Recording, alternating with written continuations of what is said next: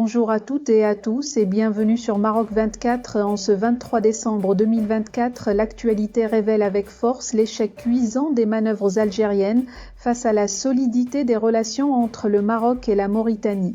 Le communiqué du cabinet royal et l'accueil chaleureux du président mauritanien illustrent une coopération bilatérale qui réduit à néant les tentatives de sabotage du régime algérien.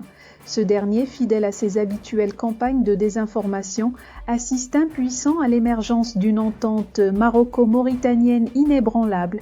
Restez avec nous pour les détails relayés par le site Le 360 à travers une revue de presse d'Al-Ahdat al-Maghribiya.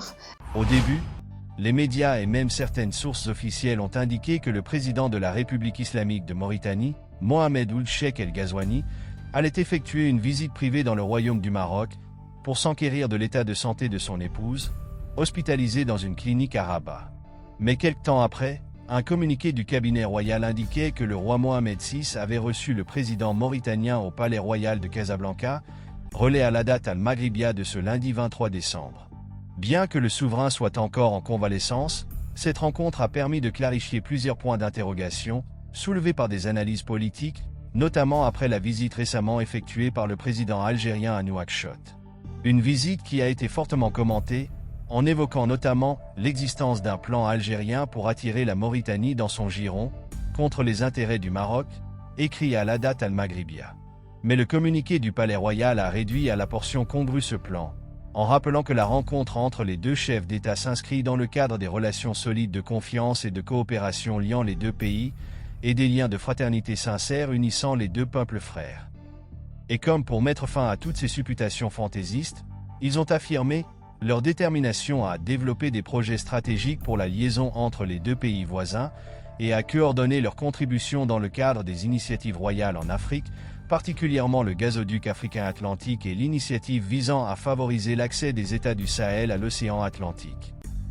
Le contenu du communiqué du cabinet royal, ainsi que la symbolique de l'accueil réservé au président mauritanien, montre que tout ce que répand le régime militaire algérien via les médias à sa botte n'était que des vœux pieux qui n'ont pas résisté aux relations étroites de Rabat et Nouakchott.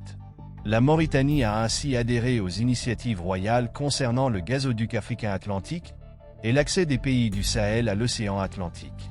Une adhésion qui mettra la Mauritanie au cœur de cette stratégie royale et la libérera du chantage auquel ce pays a été soumis par le régime algérien, écrit le quotidien. Les caporaux d'Alger ont effectivement tenté à maintes reprises d'entraîner la Mauritanie dans des alliances contre le Maroc. Mais les dirigeants, à Nouakchott, ont pris leur distance vis-à-vis d'un régime qui n'a qu'une seule obsession: porter atteinte aux intérêts du royaume, explique à la date al-Maghribiya. C'est ainsi que les caporaux d'Alger ont tenté d'exclure le royaume du Maroc de l'Union du Maghreb arabe, UMA, et de créer une autre entité fantoche.